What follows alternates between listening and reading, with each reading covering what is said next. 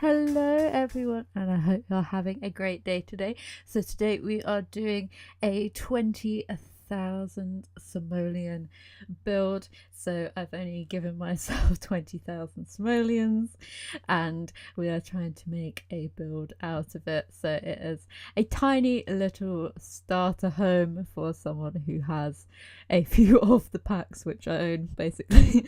It's quite a fun little house. It's kind of very reminiscent of some of the house, ends up being like some of the houses that you might see here in the UK, especially the interior size, because some of the houses are ridiculously small over here.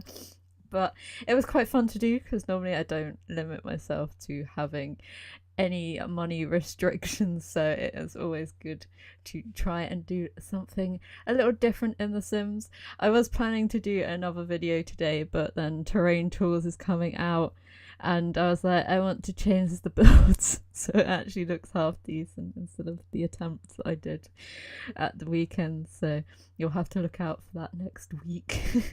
I will add some bits to it as well. So this house actually has 2 floors. We don't actually spend that much money on actually building the exterior of it, which I was quite surprised at, because normally I do like putting in all the fancy items and stuff, and I was really happy that all the roofs and stuff and all the floor trimmings and that were free, because I think if roofs and stuff had to cost, I would probably have spent it all on roofs.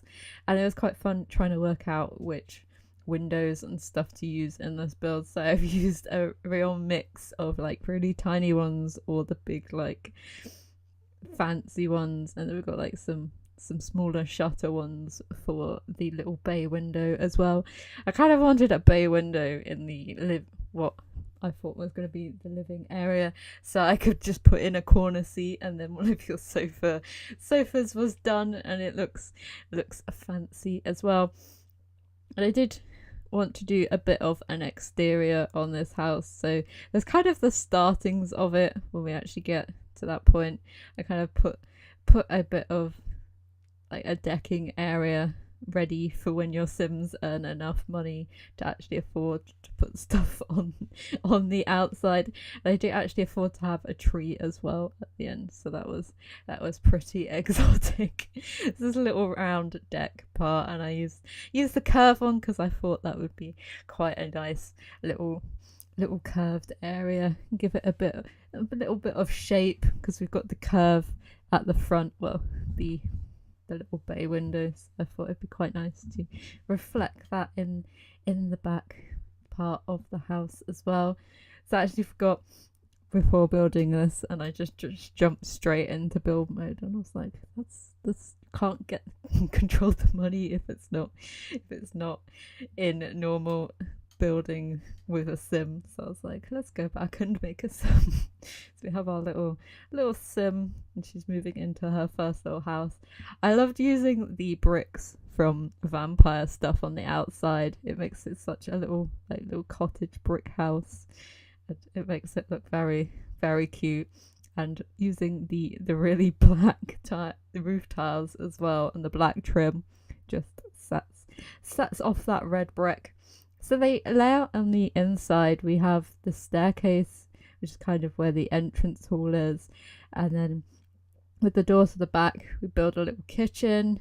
Off to the side there, we have, with the bay window, we have the living area, and then we have a dining room and a little office space as well before you get into the kitchen.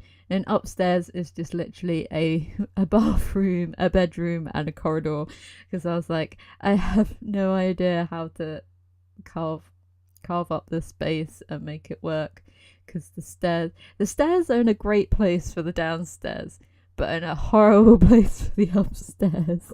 They didn't want to cut the house up too much downstairs, so I was like, we'll just have to do a 1-bedroom. She's only one sim. She doesn't need any more. Her friends can sleep downstairs on the sofa if she has any. But apart from that, she's only got one bed, but the bathroom is pretty huge upstairs. I suppose it has to be because there's no bathroom downstairs, so it's probably good that she has a big one upstairs. And using the Seasons doors because they are ridiculously cheap, so I was just like, yes, let's use these actually nice looking doors, but they are super duper cheap ones, so they were pretty good to use. And going for a very plain interior as well, I didn't really use like that many patterns and stuff. I was just kind of keeping it very neutral. The bedroom turned out a bit yellow, but it kind of tried to make the other rooms sort of as plain as possible to keep it so you could either add things as you progressed in a career or as you made money and stuff like that.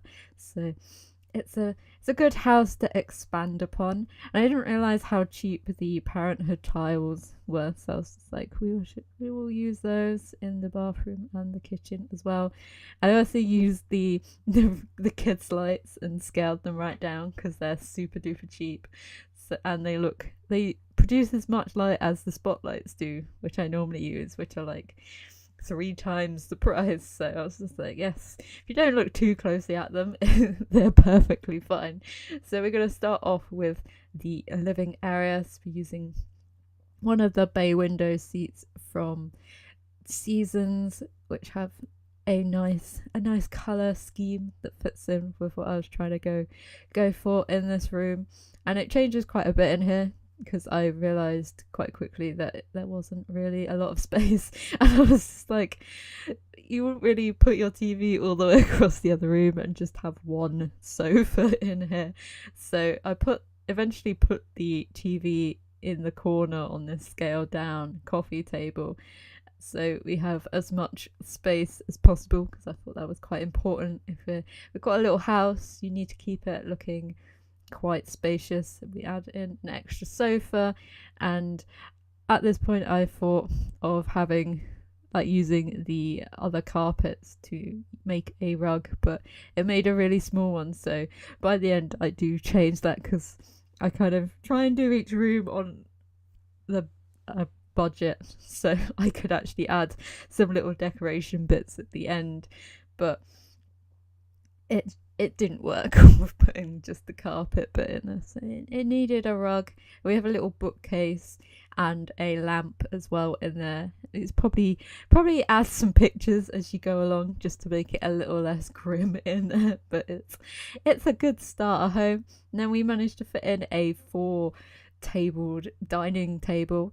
I did actually have to move it over slightly to one side so the sim could find their way through, but I did test the house afterwards to make sure you could get everywhere, so it's fully functional.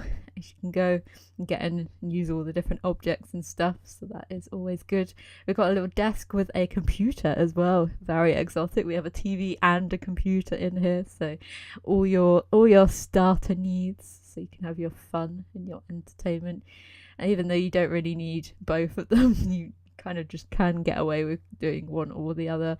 And we have a little scaled down rug under the table as well, just to add a bit of interest in that room as well, because they are very bland compared to the normal stuff that I do in the kitchen. Kitchen's probably one of my favorite parts of this build, actually, because it has the most detail in it, and it really fits the little space that it's in. So I'm using all the second tier base game ones, not the crappy ones from City Living. So they are somewhat reasonably looking, but they are the cheaper stuff and the cheaper counters, but they actually fit in quite nice with the colours that we've got going on in this room. So it comes a nice little quaint room at the end of the house, and you can easily get out onto the back patio as well, and a little coffee machine by the fridge, and just a a little bread bin as well, just to add a little touch, and obviously a bin as well. There isn't a big bin on this lot. There is a mailbox, but I didn't have enough money for a big bin at the end of the build. So this is the bedroom, and I was debating whether I go for an uncomfortable bed or a normal bed. I decided to go for a normal bed because I know how annoying it is for Sims to wake up in the morning and they've already got a red mood look without you doing anything. So I was like, well, we'll splash out, we'll get the comfortable bed, we'll shove it in the corner because it's a weird L-shaped room, and all the furniture ended up being the same colour as the walls and floors, so it's very creamy and piney in here. So I had to inject a bit of colour, which I end up doing with one of the city living rugs. I think it's in the darker blue shade with the little waves, the Japanese waves, and we have a little pot plant in the corner as well because that one is really cheap, so it's a must in that room to get some different colour in. And I splashed out and got the combo bath and shower. It was probably cheaper to actually get a bath and a shower, especially as that bathroom is flippin' huge. It's about as big as the kitchen itself, so put some little built-in units for the sink and stuff, and one of the little mirrors from Cats and Dogs. It's a good space to expand your bathroom and maybe put in some of the laundry day stuff if you want to add that into your game. But I thought they're quite expensive, so I thought I'd better not add any of those. I did end up putting 2 towel racks in, and I was like, no, why do they need 2? There's only one Sim. Not wasting money on an extra towel rack when I could buy a rug with it. So I took one off, but we've got a little side cabinet on the other side because the symmetry was all off.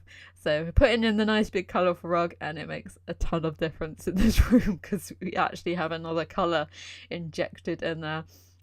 And then on the landing hallway area, just put a big bookcase which fitted in very nicely in there, and in the yellow as well, just to add some extra colour. Which has got a little seat at the top so you can sit and read your book upstairs if you decide you want to do that. And then at this point I was like, right, we've got everything in, we've got all the essentials, we can add some fun stuff. So added a few posters at the top, decided that I didn't like the weird rug thing, and that we should also have some sort of an entrance hall. So I put in the little coat stand and moved the door as well, because it does function next to the stairs, and it's also better looking in the living area as well than being stuck right next to the corner seat. So just pick a darker shade of yellow rug and it looks so much better in that space, makes it a bit nicer. And I couldn't afford any stairs down at the back, so I was like, what can I do with my last few simoleons? So add in post box at the front, and thought there was a little dirt patch out the front as well, so I was like, we need a tree there if there's a little bit of dirt. And then there was the last 28 simoleons, and I was like, what can I buy for 28 simoleons? And I was looking through everything, and I was just like, nothing's grabbing my attention. So I was like, right, we'll just get a £25 tissue box and put it somewhere. And I put it on the bedroom count, the dresser, and that is it. So it is our little view through the house. I thought I'd do a little walking tour because this video was a bit shorter than the normal ones. So going through, the TV is floating, but move objects, you have to scale it down just to fit in the corner, and then through to the desk and the dining table, which fits very nicely, and then the kitchen area, which looks like an actual kitchen, which is very surprising in this tiny little house. But you could imagine having a kitchen like that in real life, especially here in the UK. And then we go up the stairs to our little landing area with our little lonely seat and our bright yellow bookshelf, can sit and look out the window. Then we've got our bedroom with the big blue carpet, get lots of light because there's so many windows in that room, and then our bathroom. So I hope you enjoyed this build. If you did, feel free to give it a like, and it's also on the gallery as well for you to download, and hopefully I will see you in the next one. Bye.